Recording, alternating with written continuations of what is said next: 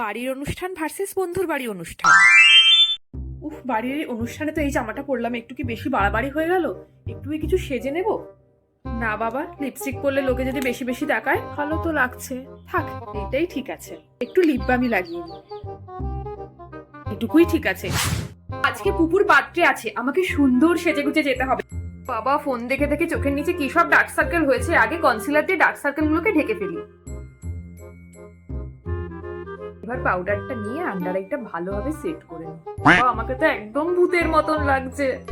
এই তাড়াহুড়োর সময় এরকম ভাবে মেকআপ করা যায়?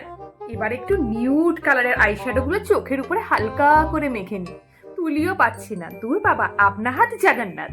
হালকা করে একটু ব্লাশ লাগিয়ে নিই, যাতে আমার গালটা ন্যাচারালি পিঙ্ক লাগে।